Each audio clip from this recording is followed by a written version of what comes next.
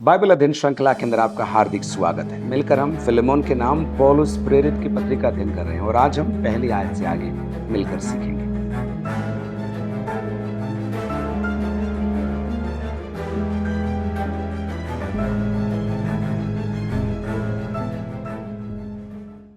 लेकिन पहले प्रार्थना करते हैं। परमपिता परमेश्वर, हम आपका धन्यवाद देते हैं आपके जीवित वचन के लिए, धन्यवाद देते हैं सौभाग्य के लिए, धन्यवाद देते हैं आप उपस्थित हैं हमें सिखाने के लिए। प्रभु, हम तैयार हैं, हमसे बात करिए। यीशु मसीह के नाम से मांगते हैं, आमीन। इसके अंदर एक ही अध्याय है, इसलिए अध्याय का नाम हम नहीं लेंगे, सीधा आयतों का जिक्र करेंगे। तो पहली आयत, पौलुस की ओर से जो मसीह यीशु का कैदी है। पौलुस की ओर से, लिखने वाला पौलुस है। प्राप्तकर्ता कौन है उसके बारे में हम आगे देखेंगे। लिखने वाला पौलुस है, वो रोम में एक भाड़े के घर के अंदर है, पर वो कैदी है। और वो कैद में क्यों है? मसीह यीशु के सुसमाचार के कारण वो कैद में है। अब पौलुस कह रहा है, मैं मसीह यीशु का कैदी हूं। सच में तो वो रोम का कैदी था, लेकिन वो इस बात को जानता था, मैं रोम का कैदी नहीं, मैं प्रभु यीशु मसीह का कैदी हूं। एक बात मैं आपसे कह दूं, आपके जीवन की परिस्थिति क्या है मुझे नहीं मालूम, लेकिन मैं आपको इस सच्चाई से अवगत कराना चाहता हूं कि अगर आप जानते हैं कि यीशु मेरे साथ है, यीशु मेरे लिए है, यीशु की योजनाएं मेरे लाभ ही की हैं, तब आप पौलुस के समान हर परिस्थिति के अंदर कह सकते हैं, मैं मसीह यीशु का हूं, मसीह यीशु मेरा है और मेरे लिए है। तो लौट कर आते हैं, पौलुस की ओर से जो मसीह यीशु का कैदी है। अन्य पत्रियों में पौलुस अपने आप को प्रेरित कहता है, कभी कभी वो अपने आप को प्रभु यीशु मसीह का दास या गुलाम कहता है। इससे पहले की पत्री जो तीतुस की पत्री है, उसके अंदर देखिए क्या लिखा है, पौलुस की ओर से जो परमेश्वर का दास अर्थात गुलाम और यीशु मसीह का प्रेरित है। दोनों बातें उसने वहां कही, लेकिन पौलुस फिलेमोन को लिखते समय अपने अधिकार का, अपनी पदवी का संबोधन उसे देना नहीं चाहता, लेकिन वो अपनी अवस्था से फिलेमोन को अवगत कराना चाहता है। इसलिए वो कहता है, मैं कैदी हूं, लेकिन किसका? यीशु मसीह का कैदी। और ये कैदी शब्द इस पत्री के अंदर 3 और 4 बार आएगा, मानो पौलुस बार बार फिलेमोन को याद दिलाना चाहता है, मैं कैद में हूं, मैं कैद से लिख रहा हूं और मेरे दर्द के अंदर भी मैं तुझे स्मरण कर रहा हूं। चलिए एक बार और, पौलुस की ओर से जो मसीह यीशु का कैदी है। आगे, और भाई तीमुथियुस की ओर से, भाई तीमुथियुस की ओर से। तो 2 जन इस पत्री को लिख रहे हैं। सच बात तो यह है कि पौलुस ही इस पत्री को लिखवाएगा, लिखने वाले और हैं। पौलुस ही इस पत्री के हर शब्द को लिखवाएगा, लेकिन पौलुस के साथ तीमुथियुस है। और ऐसा हम समझ सकते हैं कि फिलेमोन तीमुथियुस को जानता होगा, इसलिए इसके नाम का जिक्र भी शुरू में ही पौलुस करना चाहता है। और भाई तीमुथियुस की ओर से, अब देखिए इस पत्री के प्राप्तकर्ता कौन कौन है? हमारे प्रिय सहकर्मी फिलेमोन, हमारे प्रिय सहकर्मी फिलेमोन। पौलुस कभी भी अकेले सेवा नहीं करता था।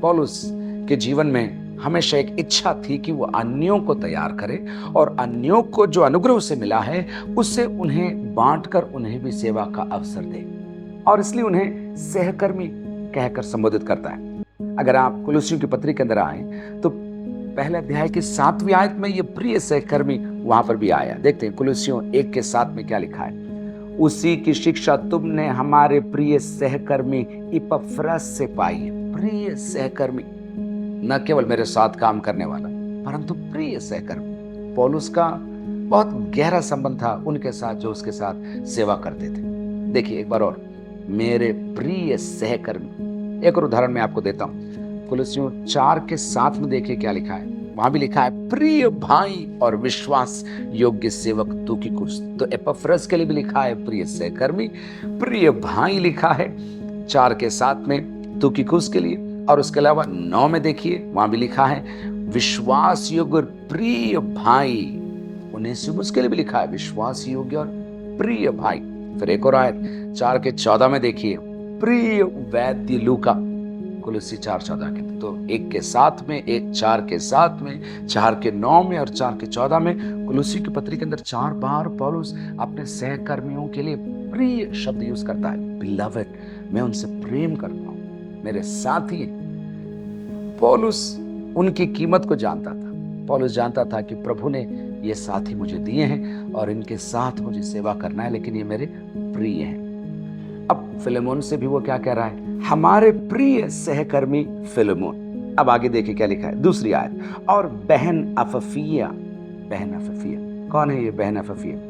हम अनुमान लगा सकते हैं कि फिलेमोन की पत्नी है अफफिया, और वो सेवा भावी है, उसका दिल बड़ा है, उसका घर ही बड़ा नहीं, उसका दिल भी बड़ा है। कई बार लोगों का घर बड़ा हो सकता है, लेकिन उन दिल बड़ा होना जरूरी नहीं। ये मैं कैसे कह रहा हूं? क्योंकि इनके घर पर कलीसिया चलती थी, नियमित रूप से लोग आते थे, बैठते थे, संगति करते थे, मीटिंग के बाद भी बहुत देर तक बैठकर बात करते होंगे। ये सारी बातें मैं अनुमान लगा सकता हूं। और बहन अफफिया और हमारे साथी योद्धा अर्खिपुस। साथी योद्धा अर्खिपुस। अर्खिपुस फिलेमोन और अफफिया का बेटा हो सकता है, और चूंकि वह जवान है, हम ये कह सकते हैं पौलुस उसे योद्धा के रूप में संबोधित करता है। यूहन्ना भी अपनी पत्रियों के अंदर जवानों को योद्धा करके संबोधित करता है। लेकिन लौट कर आते हैं, बहन अफफिया और हमारे साथी योद्धा अर्खिपुस और फिलेमोन के घर की कलीसिया के नाम। फिलेमोन के घर की कलीसिया के नाम अर्थात उन लोगों के नाम जो फिलेमोन के घर में आराधना के लिए आते हैं। तो लिखने वाला पौलुस है, प्राप्तकर्ता अगर हम कहें तो चार हो सकते हैं। फिलेमोन है, फिलेमोन की पत्नी अफफिया है, फिलेमोन का बेटा अर्खिपुस है, और साथ ही साथ उनके घर पर आने वाली कलीसिया भी इसके प्राप्त करता है। मूल रूप से पौलुस फिलेमोन को ही लिख रहा है, लेकिन जब वो लिखता है वो ये जानता है और वो चाहता है कि इस पत्री को सबके सामने पढ़ा जाए, ताकि सब लोगों को इसके अंदर से सीख मिल सके। तीसरी आयत, हमारे पिता परमेश्वर और प्रभु यीशु मसीह की ओर से अनुग्रह और शांति तुम्हें मिलती रहे। पौलुस की हर पत्री की शुरुआत अनुग्रह और शांति से होती है, और उसके हर पत्री का अंत भी अनुग्रह और शांति से होता है। हम यहाँ पर आगे देखेंगे। लेकिन अनुग्रह क्या है? जिसके काबिल मैं नहीं था, जिसके योग्य मैं नहीं था, जब मुझे मिल जाता है वो अनुग्रह कहलाता है। साथ ही साथ शांति, परमेश्वर की उपस्थिति जो मुझे समस्याओं का सामना करने का बल प्रदान करती है, वो शांति है। समस्याओं का अभाव ही शांति नहीं, परंतु परमेश्वर की दिव्य उपस्थिति जो आपको बल प्रदान करती है दैनिक जीवन के अंदर, वो उसकी शांति है। एक बार और मैं तीसरी आयत आपके लिए पढ़ूंगा। हमारे पिता परमेश्वर और प्रभु यीशु मसीह की ओर से अनुग्रह और शांति तुम्हें मिलती रहे। इस पत्री के साथ साथ मैं आपसे भी कहना चाहता हूँ, सत्र हालांकि बाकी है, लेकिन आपको अनुग्रह और शांति निरंतर मिलती रहे। चौथी आयत, मैं सदा परमेश्वर का धन्यवाद करता हूं और अपनी प्रार्थनाओं में भी तुझे स्मरण करता हूं। पौलुस की प्रार्थना शैली, मैं सोचता हूं यीशु की प्रार्थना शैली की जैसे ही थी। पौलुस मौका नहीं छोड़ता प्रार्थना करने के, जब भी अवसर मिले वो प्रार्थना करता है, सबके लिए प्रार्थना करता है, हर परिस्थिति में प्रार्थना करता है, और धन्यवाद देते हुए प्रार्थना करता है। और एक और बात, पिता की मर्जी पूरी होने के लिए प्रार्थना करता है।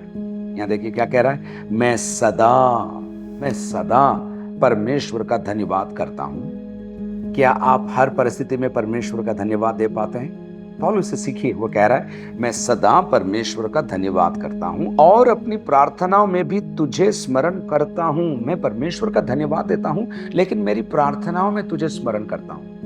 मैं बंदीगृह में हूं, मैं तुझसे 1000 मील दूरी पर हूं, बहुत समय पहले मैं तुझसे मिला था, परंतु मेरी प्रार्थनाओं में मैं तुझे स्मरण करता हूं। कैसे?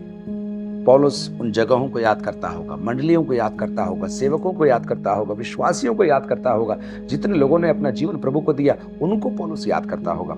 और अब पौलुस कहता है मैं सदा परमेश्वर का धन्यवाद करता हूं और अपनी प्रार्थनाओं में भी तुझे स्मरण करता हूं। 5वीं आयत, क्योंकि मैं तेरे उस प्रेम और विश्वास की चर्चा सुनता हूं जो सब पवित्र लोगों के साथ और प्रभु यीशु पर है।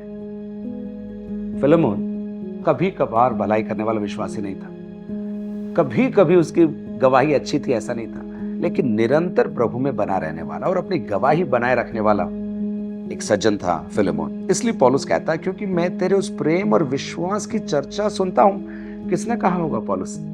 अनुमान हम लगा सकते हैं, एपफ्रस ने कहा होगा पौलुस से, या फिर अन्यों ने आकर कहा होगा, नहीं फिलेमोन भाई ऐसे हैं, उन्होंने ऐसा किया। अच्छी गवाही बनी हुई। आपके बुरे काम भी लोग जल्दी जानते हैं, लेकिन आपकी भलाई को भी छिपाया नहीं जा सकता। सुनिए, मैं तेरे उस प्रेम और विश्वास की चर्चा सुनता हूं जो सब पवित्र लोगों के साथ और प्रभु यीशु पर है। तूने प्रभु यीशु पर विश्वास ही मात्र नहीं किया, तेरा जीवन और तेरे कार्य प्रभु यीशु मसीह पर आधारित है और उसको महिमा देते हैं। छठी आयत, इस पत्री के अंदर सबसे कठिन आयत छठी आयत है। चलिए देखते हैं। मैं प्रार्थना करता हूं कि विश्वास में तेरा सहभागी होना तुम्हारी सारी भलाई की पहचान में मसीह के लिए प्रभावशाली हो। अगर ऐसे ही पढ़े तो हमको समझ में नहीं आए, खोलते हैं। मैं प्रार्थना करता हूं कि विश्वास में तेरा सहभागी होना। इस पत्री के अंदर सहभागिता के बारे में कई बार आएगा। सहभागिता मूल यूनानी भाषा में कोइनोनिया शब्द था, अर्थात एक दूसरे के साथ खड़े रहना, एक दूसरे की मदद करना, एक दूसरे के लिए तैयार रहना, एक दूसरे के जीवन में हाथ डालने को उपलब्ध रहना, यह था कोइनोनिया। सरल शब्दों में संगति। पौलुस कह रहा है, मैं प्रार्थना करता हूं कि विश्वास में तेरा सहभागी होना, अर्थात अन्य विश्वासियों के साथ जब तू सहभागी होता है, अन्यों के साथ जब तू खड़ा रहता है, अन्यों के साथ जब तू संगति करता है, आगे तुम्हारी सारी भलाई की पहचान में मसीह के लिए प्रभावशाली हो। सरल शब्दों में, जब तू अन्यों की संगति में आता है और तू अन्यों के साथ मिलकर भलाई करता है या अन्यों के लिए तू भलाई करता है, तो उसके द्वारा मसीह की पहचान बढ़ती है, मसीह का कार्य और भी प्रभावशाली हो जाता है। तो सहभागिता इंपॉर्टेंट है इस आयत के अंदर, संगति। उसके अलावा संगति ही नहीं, भलाई के काम भी महत्वपूर्ण है, और उतना ही नहीं, भलाई के काम के साथ साथ मसीह का प्रचार भी यहाँ पर हो रहा है। एक बार और पढ़ूं आपके लिए। मैं प्रार्थना करता हूं कि विश्वास में तेरा सहभागी होना तुम्हारी सारी भलाई की पहचान में मसीह के लिए प्रभावशाली। तू जब संगति करता है और संगति में आकर तू जब लोगों के लिए खड़ा रहता है, उनकी मदद करता है, उनकी सिफारिश करता है, उनके लिए अच्छे काम करता है, तो उसके द्वारा प्रभु यीशु का प्रभाव बढ़ता चला जाता है। मत्ती रचित सुसमाचार में याद है आपको, लिखा है, तुम्हारे भले कामों को देखकर वे तुम्हारे पिता की महिमा और प्रशंसा करें। 7वीं आयत, क्योंकि हे भाई, देखिए संबोधन देखिए, पौलुस फिलेमोन से कह रहा है हे भाई। पहले उसने कहा था प्रिय सहकर्मी फिलेमोन, अब वो कह रहा है हे भाई, मुझे तेरे प्रेम से बहुत आनंद और शांति मिली है। मुझे तेरे प्रेम से बहुत आनंद और शांति मिली है। पौलुस फिलेमोन से कब और कहां मिला होगा, हमारे पास उसका पूरा वृत्तांत नहीं है, लेकिन इन आयतों को पढ़कर हम इतिहास को मानो रच सकते हैं। ऐसा मान सकते हैं, जब पौलुस एफेसुस के अंदर सेवा कर रहा था, तब फिलेमोन एफेसुस शहर आया होगा और वहां पर पौलुस से उसकी मुलाकात हुई होगी, सुसमाचार सुना होगा, विश्वास किया होगा और लौटकर कुलुस से चला गया होगा। एक संभावना यह है। दूसरी संभावना क्या है, एफेसुस में पौलुस सेवा कर रहा है और एफेसुस में लोगों को पौलुस ने सेवा के लिए तैयार किया है। उसमें से एक है एपफ्रास, जो कुलुसी जाकर कलीसिया की स्थापना करेगा, और जब कलीसिया की स्थापना करेगा वहां पर अब कई लोग प्रभु में आएंगे, और उसमें से एक है फिलेमोन। और फिलेमोन भी विश्वास में आने के कारण अब उसके घर में कलीसिया भी शुरू हो जाएगी। तो दो संभावनाओं को मैंने आपको प्रस्तुत किया। एक, एफेसुस शहर में फिलेमोन सीधा पौलुस से मिला होगा। दूसरी संभावना, पौलुस के सहकर्मी एपफ्रास के द्वारा कोलोसी शहर के अंदर फिलेमोन ने उद्धार पाया होगा। दोनों संभावनाओं के अंदर पौलुस ये कह सकता है, जो कि आगे कहेगा वो, कि मैंने तुझे आत्मिक जन्म दिया है, मेरे कारण तूने प्रभु यीशु मसीह को प्राप्त किया है। चलिए, क्योंकि हे भाई, मुझे तेरे प्रेम से बहुत आनंद और शांति मिली है। मैंने न केवल सुना है, पर मुझे मालूम है तेरे पास आनंद है और तेरे पास शांति है, और तू लोगों को वो बांटता रहता है। आगे, इसलिए कि तेरे द्वारा पवित्र लोगों के मन हरे भरे हो गए। हिंदी में भी बहुत अच्छा उपयोग किया है, मन हरे भरे करना, अर्थात लोगों को शांति पहुंचाना, सुकून पहुंचाना, मदद करना।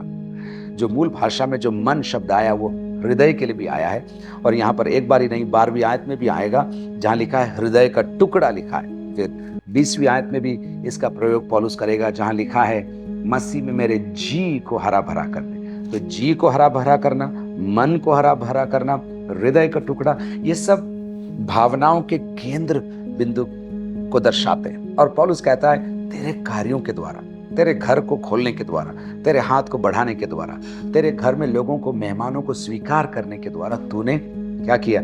पवित्र लोगों को ठंडा किया है, पवित्र लोगों के मन को हरा भरा किया है। आगे के सत्र के अंदर हम आगे की आयतों को देखेंगे। प्रभु आपको बहुत बहुत आशीष दे।